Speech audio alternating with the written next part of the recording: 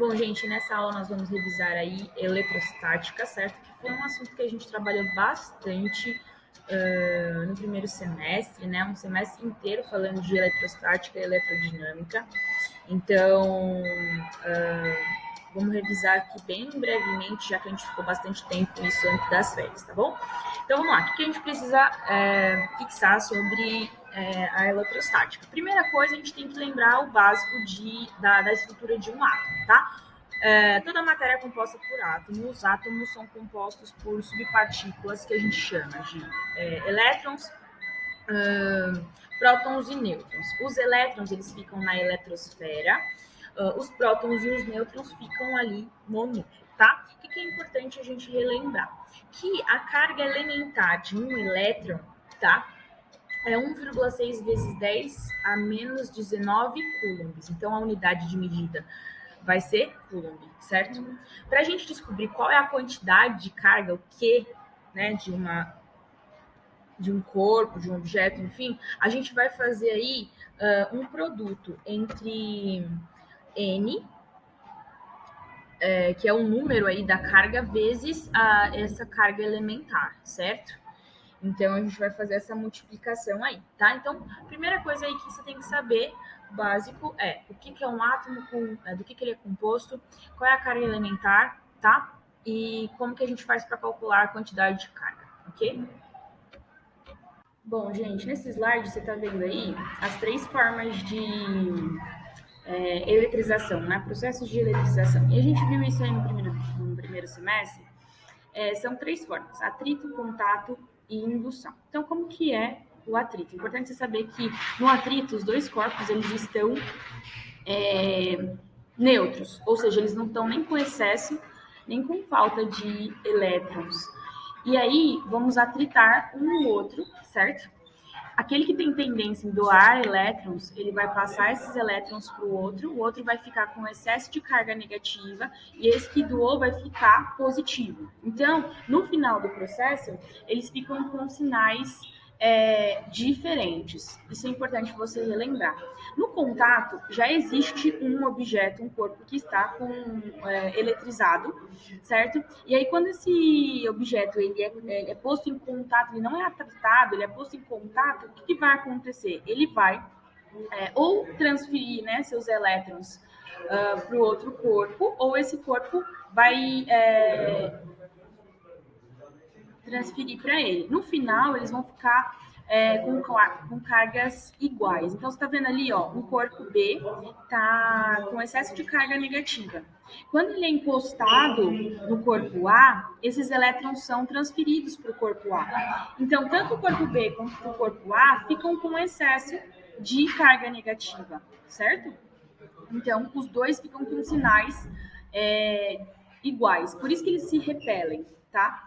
O terceiro caso de eletrização, processo de eletrização, é quando os corpos eles nem entram em contato, nem são atritados. Eles são ligeiramente aproximados, eles não vão ter contato. E aí nós temos um corpo que já está eletrizado, seja positivamente ou negativamente. O que vai acontecer? Esse corpo que está eletrizado, ele vai conseguir ter uma influência no outro corpo, reorganizando as suas cargas. Você está vendo aí que o desenho um corpo A está negativo, ou seja, ele tem mais elétrons. Quando ele aproximar do corpo B, uma parte vai ficar ali, a parte positiva e a parte negativa, certo? Só que a eletrização, se a gente afastar esse corpo A, esse corpo B ele não vai ser eletrizado. Então, o que vai fazer diferença aí? A gente vai ter que colocar um fio terra, certo? E aí, ou as cargas, os elétrons, eles vão ser transferidos para a Terra, ou esses elétrons vão ser ganhados aí pelo corpo B, certo? No final do processo, as cargas aí, elas ficam diferentes, certo? Então, são esses os processos de eletrização. Toda vez que nós tivermos uma carga aproximada de outra carga, enfim, corpos que estão com excesso ou falta de carga, existe aí, vai surgir uma força elétrica, uma força entre eles. Por que a gente sabe que existe uma força elétrica? Porque quando, por exemplo, corpos de sinais opostos são aproximados, eles se atraem. E isso gera um movimento. Da onde que veio esse movimento? Qual foi a causa desse movimento? Foi uma força. E essa força pode ser quantificada a partir dessa fórmula que está nesse slide. Então, nós vamos saber aí, a força vai ser o produto entre as cargas, multiplicado aí por uma constante K, certo? Que é dada. Isso tudo dividido pela distância ao quadrado, essa distância dessas cargas, tá? Então, essa aí é a força, é a fórmula da força elétrica.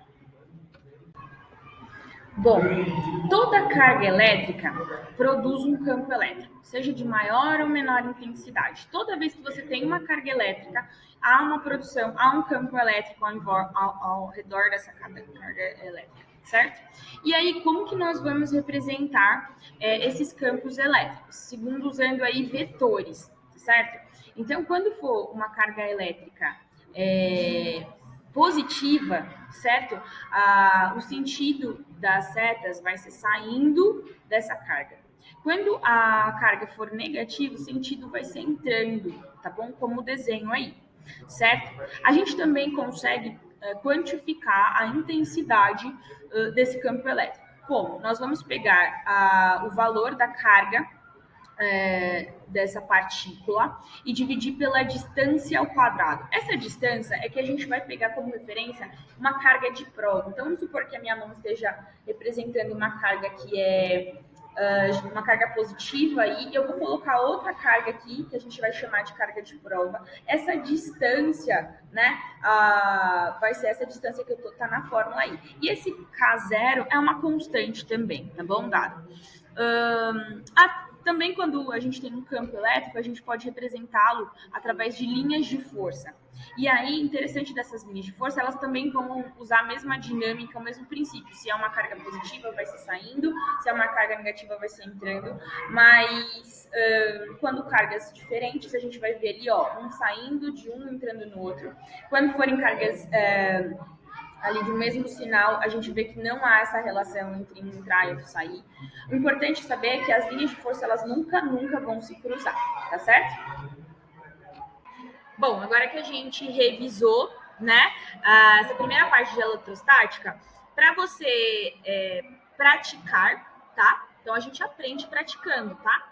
Você vai lá na sua apostila 1 do pré-vestibular, você vai resolver os exercícios das páginas 44 até a 48, ok? 44 até a 48. E essa é a sua lição de casa. Espero que essa aula tenha sido esclarecedora para vocês. Nós nos encontramos aqui nessa aula online na próxima sexta-feira.